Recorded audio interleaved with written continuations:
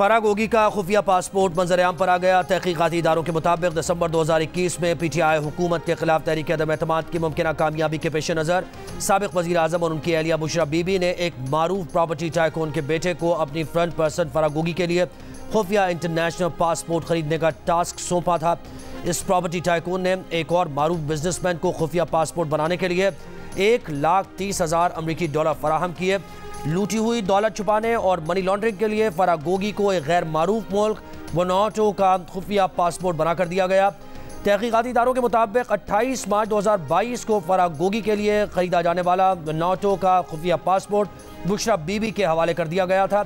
3 अप्रैल 2022 को PTI हुकूमत जाने से 6 दिन कबल फराह गोगी को पाकिस्तानी पासपोर्ट पर मुल्क से फरार करवाकर दुबई भिजवाया गया। दुबई के बाद बाकी तमाम सफ़र वनाटो के पासपोर्ट पर करवाए गए ताकि तहकीकाती इदारे इस नकलो हरकत से आगाह न रहें।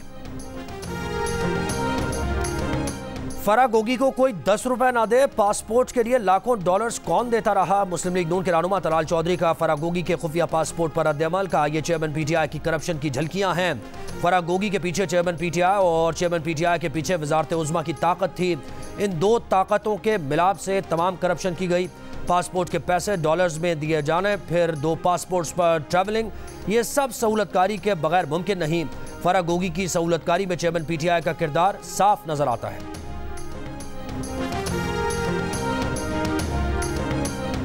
पार्टी जो है वो आपके ऊपर तोपों के जो बोले हैं वो रोजाना बरसा रही है। मियां नवाज शरीफ की कल मैंने बात की थी कि उनको जैसा प्रोटोकॉल मिला है फिर उस पार्टी ये समझती है कि नवाज शरीफ अगला वजीर आजम नवाज शरीफ है। मेरा बिल्कुल शॉर्ट स्टेटमेंट ये है कि हम हर उस दोस्त के और सियासी हरीफ के शुक्रगुजार हैं जिसे ये यकीन हो गया है कि अगले वजीर आजम मियां मोहम्मद नवाज शरीफ होंगे। जब गवर्नमेंट की पिछली फॉर्मेशन हो रही थी तो सच्ची बात यह है कि MQM के साथ तभी हमने ये तय कर लिया था कि अगले इलेक्शन में हम मिलकर लड़ेंगे। तो ये बात MQM से तय थी और जमीयतुल उलमा इस्लाम के साथ तय थी, बाकियों किसी के साथ तय नहीं थी। वो एक हुकूमत की हद तक जरूर इकट्ठे हुए थे नो कॉन्फिडेंस में। इन 2 जमातों के साथ मुफाहमत और अंडरस्टैंडिंग तभी मौजूद थी। उन सियासी हरीफों के शुक्रगुजार हैं जिन्हें नवाज शरीफ के अगले वजीर आजम होने का यकीन है। ख्वाजा साद रफीक का पीपल्स पार्टी के किंग्स पार्टी करार पाने के सवाल पर जवाब। मुस्लिम लीग नून के रहनुमाओं की कराची में प्रेस कॉन्फ्रेंस। ख्वाजा साद रफीक ने कहा कि PDM हुकूमत बनते वक्त ही MQM और JUI से तय कर लिया था कि अगला इलेक्शन मिलकर लड़ेंगे। देही सिंध में बेचैनी है, सिंध के शहरों का बुरा हाल है, कराची का अलग ही मुकदमा है, किसी को माइनस करना नून लीग का एजेंडा नहीं है। मुस्लिम लीग नून का वफ्द आज कराची में MQM पाकिस्तान के मरकज बादराबाद जाएगा।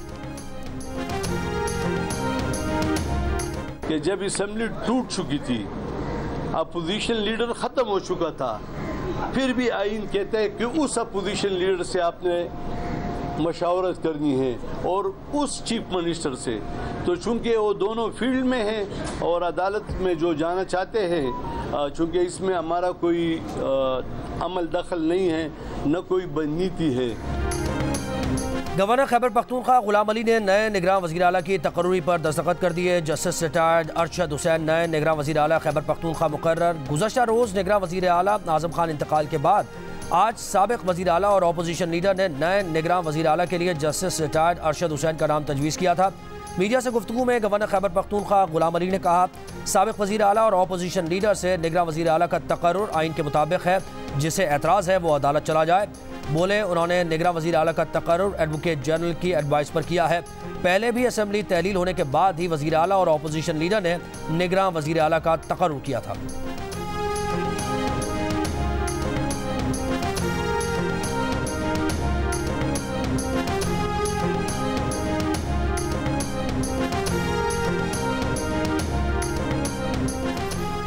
महमूद खान वज़ीर आला हैं, ना ही अकरम दुर्रानी अपोजिशन लीडर। उनका मुंतखब करदा निगरान वज़ीर आला किसी सूरत कबूल नहीं। तहरीक इंसाफ का तकर्री के तरीक़ाकार के खिलाफ अदालत जाने का ऐलान। नायब सदर PTI खैबर पख्तूनख्वा ज़ाहिर शाह का आइन के मातहत मामला हल करने का मुतालबा। कहा कि गवर्नर गुलाम अली, महमूद खान और अकरम दुर्रानी का मुंतखब निगरान वज़ीर आला सियासी ही होगा। उनके मुंतखब करदा निगरान वज़ीर आला से मसावी मौक़े मिलने की कोई तवक्को नहीं। अवामी नेशनल पार्टी के सूबाई सदर एमल वली खान की गवर्नर पर तनकीद। का वज़ीर आला के इंतकाल के चंद घंटे बाद इजलास तलबी कहाँ की रिवायत है?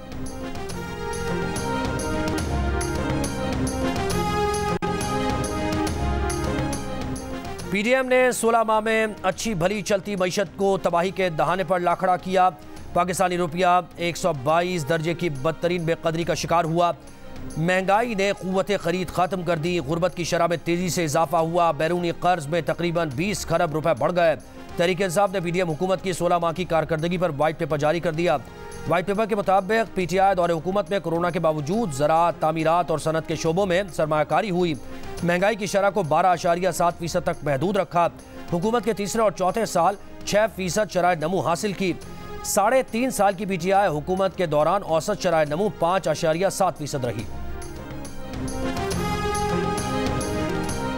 गाजा का सबसे बड़ा अल-शिफा अस्पताल बंद हो गया। फ़लस्तीनी वज़ारत सेहत की तस्दीक, बिजली से महरूम अस्पताल में दाखिल 2 प्रीमेच्योर बच्चों समेत 5 मरीज इंतकाल कर गए।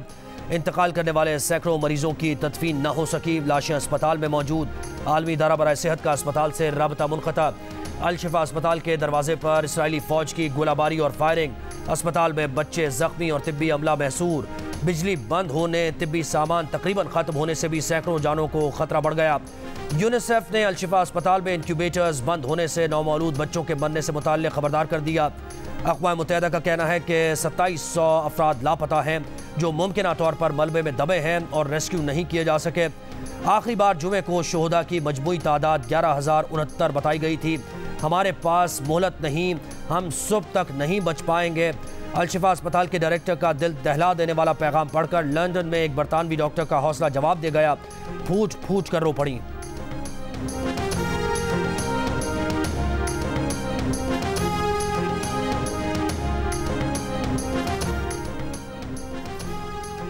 इसराइली फ़ौज की जारियत ने आलमी क़वानीन की धज्जियाँ बिखेर दी। गाज़ा में अक़वाम मुत्तहिदा के तरक्याती प्रोग्राम UNDP के दफ्तर पर शदीद बमबारी। इसराइली बमबारी के बायस मासूम फ़लस्तीनियों समेत अक़वाम मुत्तहिदा के मुतअद्दिद एहलकारों की शहादत का खदशा। UNDP के सरबराह अक़वाम मुत्तहिदा के दफ्तर पर इसराइली बमबारी के खिलाफ इज़हार बरहमी। कहा, शहरियों, बुनियादी ढांचे और अक़वाम मुत्तहिदा की तनसीबात की हिफाजत को हर कीमत पर यकीनी बनाया जाए।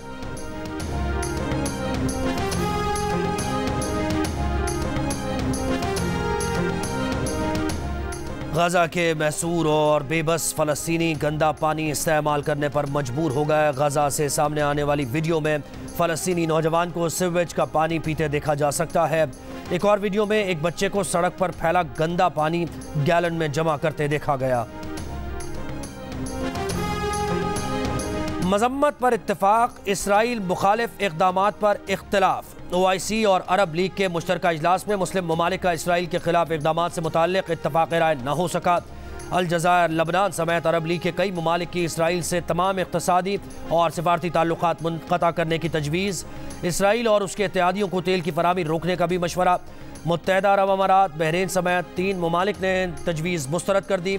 इजलास में गज़ा पर जंग के लिए इसराइल के हक़ दिफ़ा का जवाज़ मुस्तरद। OIC के कई ममालिक ने सख्त इक़दामात के नतीजे में जंग मज़ीद फैलने के ख़दशे का इजहार भी किया।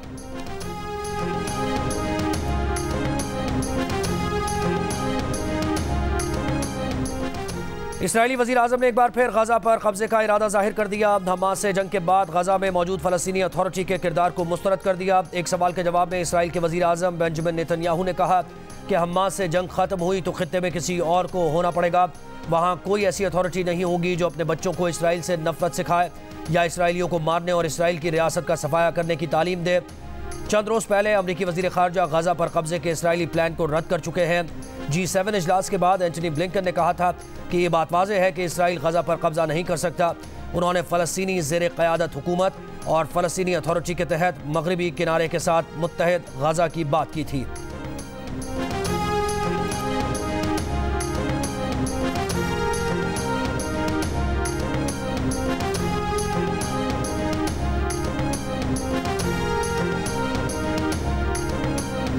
हमास का गुज़श्ता 48 घंटों में गज़ा में इसराइली फ़ौज के 25 से ज़ायद टैंक्स और बुलडोज़र्स को तबाह करने का दावा। 160 से ज़्यादा इसराइली फ़ौजी अहदाफ़ को मुकम्मल या जुज़वी नुकसान पहुँचाया गया। तर्जुमान अल-क़साम ब्रिगेड अबू उबैदा का कहना है कि इसराइली फ़ौज से लड़ाई बराबरी की नहीं, लेकिन फिर भी हमास से लड़ाई ने खित्ते की सबसे ताकतवर फ़ौज को खौफज़दा और परेशान कर दिया। इसराइली फ़ौज का दावा है कि हमास शिमाली गज़ा का कंट्रोल खो चुकी है। 3 दिन में तकरीबन 2 लाख अफराद शिमाली गज़ा से जुनूब की तरफ चले गए।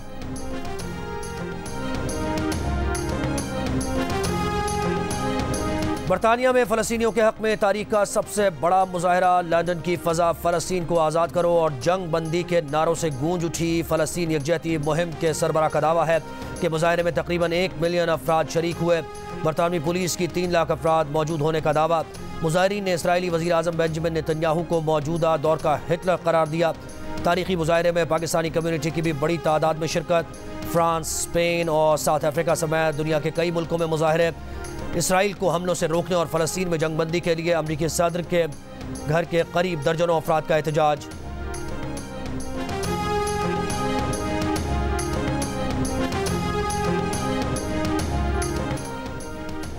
लाहौर में बारिश से फ़ज़ाई आलूदगी में आर्जी कमी के बाद स्मॉग ने एक बार फिर सर उठा लिया। आज सुबह लाहौर में फ़ज़ाई आलूदगी में इजाफा हुआ।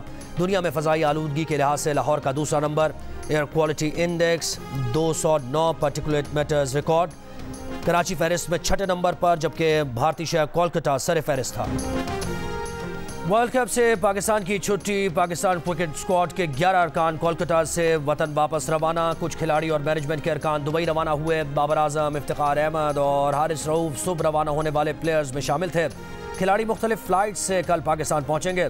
पाकिस्तानी क्रिकेट स्क्वाड का दूसरा दस्ता आज रात कोलकाता से रवाना होगा।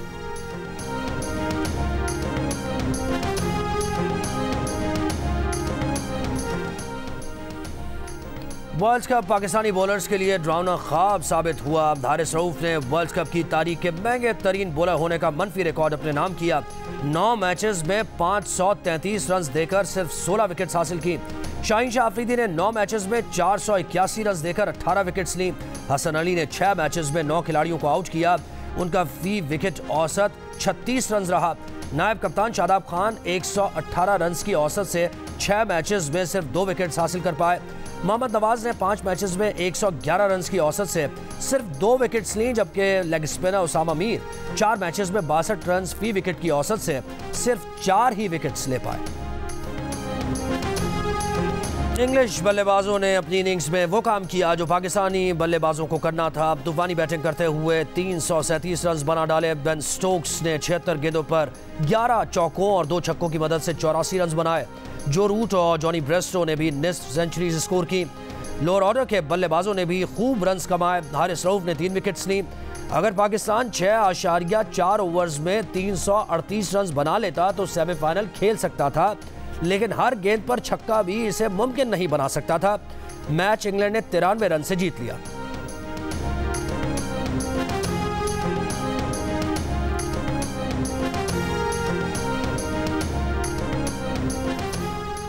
कराची के इलाके सच्चल में 2 रोज़ कबल ऑनलाइन टैक्सी ड्राइवर की लाश मिलने के मामले की तहकीकात जारी। पुलिस का कहना है कि मकतूल शाहजेब को सर में एक गोली मारकर कत्ल किया गया।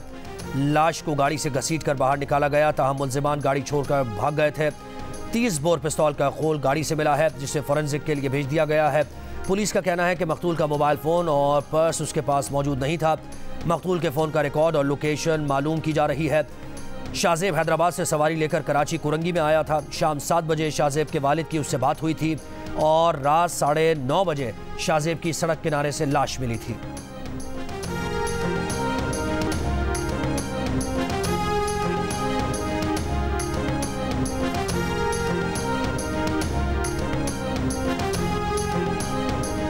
रावलपिंडी में खेलते हुए ट्रंक में छुपने वाले 3 कमसिन बहन भाई जां बहक। रेस्क्यू हुकाम का कहना है कि शाह खालिद कॉलोनी के रिहायशी बच्चे खेलते हुए ट्रंक में बंद हुए थे। इब्तदाई मालूमात के मुताबिक तीनों बच्चों की मौत दम घुटने से हुई है। कराची में स्टील टाउन थाने के हुदूद में ट्रेन की टक्कर से निगरान सूबाई वजीर खुदा बख्श के भाई जां बहक। पुलिस के मुताबिक मोहम्मद हसन मरी गग्गर फाटक के करीब हैंड्स फ्री लगाकर घूम रहा था। मौत की तहकीकात जारी। जां बहक हसन मरी का भाई है।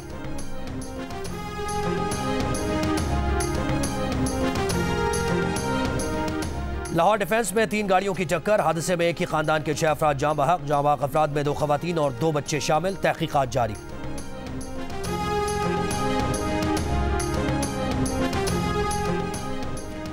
कोयटा शहर में तनूर मालिकान की हड़ताल चौथे रोज भी जारी। तमाम तनूर बंद। रहनुमा तनूर एसोसिएशन का कहना है कि माली मुश्किलात के बायस तनूर बंद करने पर मजबूर हैं।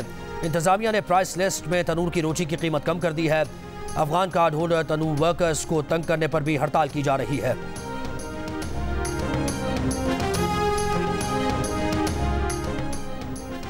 पाकिस्तान समेत दुनिया भर में आज नमूनिया से आगाही का दिन मनाया जा रहा है। दुनिया भर में नमूनिया 5 साल से कम उम्र के बच्चों के इंतकाल की सबसे बड़ी वजह है। एहतियात करके नमूनिया से बचा जा सकता है। आइसलैंड में मुतअद्दिद ज़लज़लों के बाद आतिश फ़िशां फटने का खदशा, रियासती इमरजेंसी नाफिज कर दी गई। जुनूब मगरबी कब्ज़े ग्रैंडविक में रहने वाले हज़ारों अफराद को एहतियातन नक़ल मकानी की हिदायत जारी कर दी गई। आइसलैंड के महकमा मौसमियात का कहना है कि जजीरा नुमा वैक्यूजेंस या उसके बिल्कुल नज़दीक आतिश फ़िशां फटने का काफ़ी खतरा है। बुहेरा रोम में अमरीकी फ़ौज का तैयारा गिरकर तबाह। हुकाम के मुताबिक जुमे को ट्रेनिंग के दौरान हादसा पेश आया। जानी नुकसान और हादसे की जगह से मुताल्लिक़ तफसील जारी करने से गुरेज। गाज़ा पर इसराइली हमले शुरू होने के बाद अमरीका ने नेवी के 2 स्ट्राइक ग्रुप बुहेरा रोम में भेजे हैं।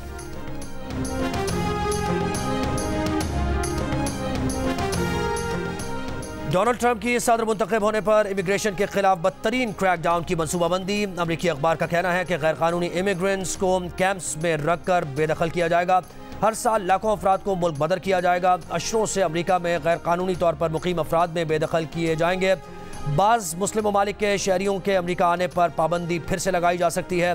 हफ्ते को न्यू हैम्पशायर में रैली से खिताब में ट्रंप ने कहा था कि कैंप बनाने की बात नहीं की, इतना ज़रूर कहा था कि अमरीकी तारीख का सबसे बड़ा डिपोर्टेशन ऑपरेशन शुरू करेंगे।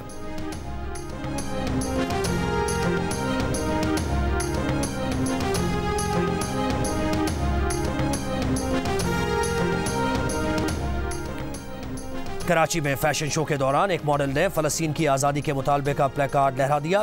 फ़लस्तीनियों के लिए 1 मिनट की खामोशी इख्तियार करने की भी गुजारिश की। ऑस्ट्रेलिया ने बांग्लादेश को 8 विकेट से शिकस्त दे दी। मिचेल मार्श के नाकाबिले शिकस्त 177 रन की बदौलत ऑस्ट्रेलिया ने 307 रन का हदफ 45वें ओवर में हासिल कर लिया। स्टीव स्मिथ ने 63 रन बनाए, नॉट आउट रहे। बांग्लादेश ने पहले बैटिंग करते हुए मुकर्रर ओवर्स में 8 विकेट पर 306 रन बनाए थे। थलजीप रैली का फाइनल राउंड प्रिपेयर्ड कैटेगरी के मुकाबले जारी। रेसर तैमूर ख्वाजा की गाड़ी सबसे पहले फिनिश पॉइंट पर पहुंची। प्रिपेयर्ड कैटेगरी से ताल्लुक रखने वाले रेसर शहरियार की गाड़ी दूसरे नंबर पर फिनिशिंग पॉइंट पहुंची।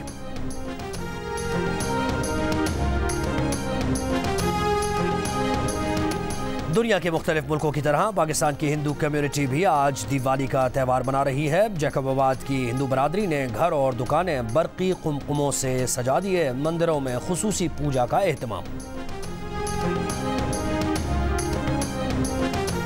भारतीय क्रिकेट टीम ने दिवाली की खुशियां साथ मनाई। विराट कोहली की अहलिया अनुष्का शर्मा के साथ शिरकत ने तकरीब को चार चांद लगा दिए। खिलाड़ियों की फैमिलीज भी तकरीब का हिस्सा। शादी से नाउम्मीद हैदराबाद की रुखसाना ने दिल का रिश्ता से अपनी उम्मीदें जोड़नी। घर वालों के तानों से तंग आकर रुखसाना ने दिल का रिश्ता ऐप डाउनलोड की और एक ही दिन में 1000 लड़कों को शादी के लिए रिक्वेस्ट भेज दी। रुखसाना को यकीन है कि वो चंद रोज में पाकिस्तान की नंबर 1 रिश्ता ऐप के जरिए अपना जीवन साथी तलाश करने में कामयाब हो जाएगी।